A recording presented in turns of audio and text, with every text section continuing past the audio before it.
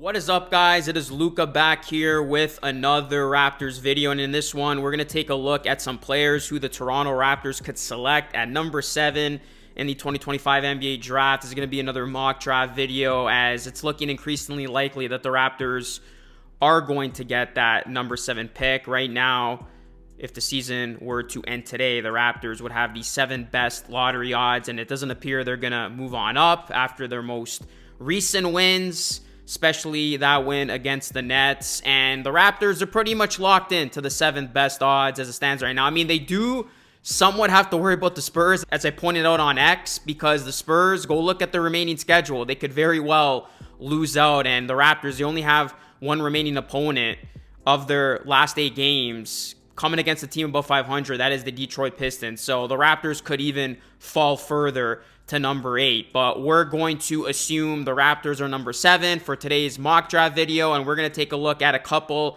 of selections they could make at that pick. Before I dive right into it, guys, do me a solid, drop a like on the video and smash that subscribe button for more content just like this. And stay tuned until the end of the video, because I'm actually going to do a live draft lottery simulation, and I'm going to tell you who I would take at the pick in which the Raptors get. And I'm going to do a live draft lottery simulation at the end of every one of these videos from here on out. And I want to shout out user Windowman for giving me that suggestion. I think that's a cool little way to end these videos. Before we get into that, though, let's take a look at the 4 players that I got my eye on with the Toronto Raptors potentially taking at number 7. Of course, it would have been nice for the Raptors to get into that top 5, top 3, but of course they didn't tank properly, and it didn't help that they had the easiest remaining schedule. So for that to happen, the Raptors, they're going to have to get some draft lottery luck on their side. The last time they had the 7th best lottery odds, they actually move up to number 4 to select Scotty Barnes in 2021. And the last time a team had the 7th best lottery odds, who actually jumped all the way up to number 1, you got to go back to 2019 when the Pelicans did that. And of course, they selected Zion Williamson. So not all hope is lost, but you look at the chances the Raptors have. They got a 32% chance of getting to the top 4 and a 7.5% chance of getting the number 1 overall pick, of course, with the 7th best lottery odds. Okay, so let's just say the Raptors have pick number 7. The first player I'm going to look at here who the Raptors could take with that pick, Yakachonis, the Lithuanian native. I mean, he looked like a top 5 pick midway through the season, but he's kind of fallen back a bit. And, you know, it's been a little bit of a up and down last 6 weeks. Definitely has not been as impactful as you would have liked to see, but there's still a lot to like about his game. He's got great size. He's got great feel for the game, his craftiness.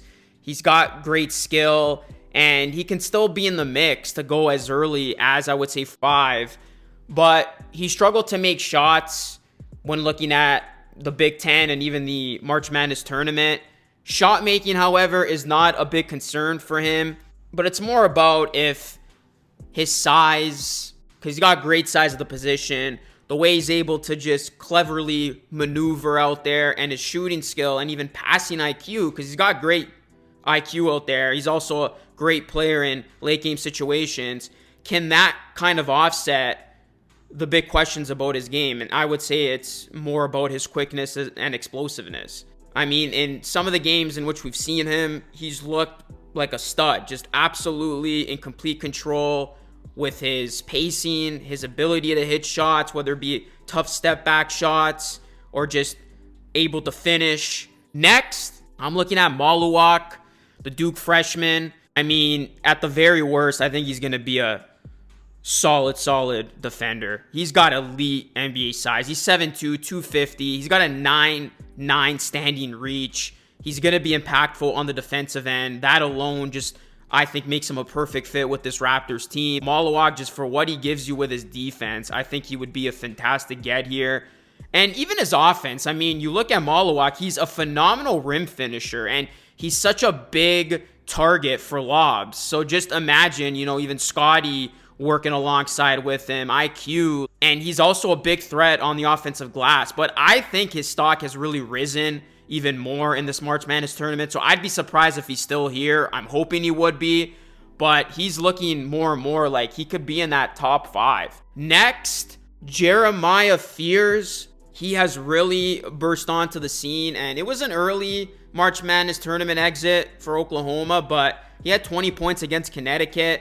And he really had a strong finish to his year. His shiftiness, his speed, he's able to create.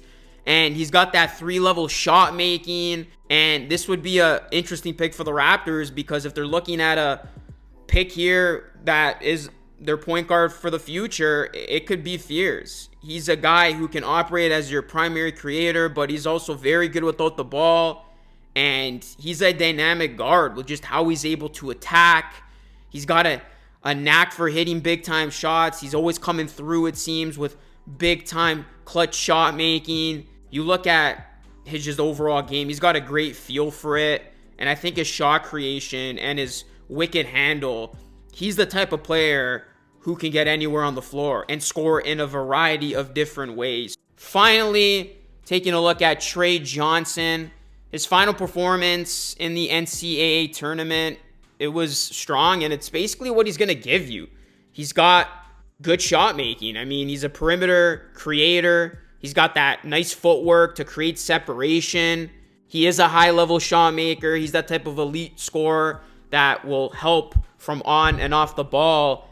And I think he's just got a lot of skill. He's very competitive. I think, you look at Johnson, he would be an immediate, easy fit to come in as kind of that sure-handed scorer and shooter and just plug in immediately. And I envision, him coming in and just being that nice complementary piece, a guy who could space the floor and hit shots next to Scotty Barnes, Brandon Ingram, and company. So that's another selection who I could see the Raptors going with here at number 7. I'm going to be doing a live 2025 NBA draft lottery simulation. Let's see what pick the Raptors end up with. Fingers crossed. Here we go. Oh, and the Raptors fall 2 spots. So that would not be ideal at all. Are you kidding me? Philadelphia would be the big winner here. This is just chaotic. Washington 5, Charlotte to 6, New Orleans 7, Brooklyn 8, Raptors with the 9th pick. Oh my goodness. Maybe one of the selections I already profiled falls, but for the sake of this video, I'll give you a different name. If the Raptors fall to number 9, my pick would honestly be Duke freshman Con Knippel.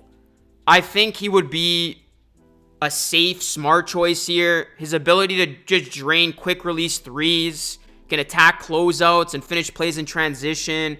I feel like he's become very valuable, even more valuable during this Duke run. His shot making alone impresses me. If the Raptors are just looking for a guy who can shoot it and who has high basketball IQ, I think Knippel would be a smart choice here. I think, his ability to just hit shots, he can even drive and finish. I almost get like Austin Reeves vibes when I watch him. So there you have it, guys. Let me know your thoughts when it comes to some of these selections. Of course, for the simulation, I was hoping the Raptors would get into the top 3, but that did not happen. We'll see what we get the next time we do the simulation. But let me know your thoughts, guys. If the Raptors do indeed end up with the number 7 pick, who is your choice? Comment down below. Drop a like on the video. Smash the subscribe button for more. That is it from me, Luke, signing off. Thanks so much for watching. I will catch you all again in the next one.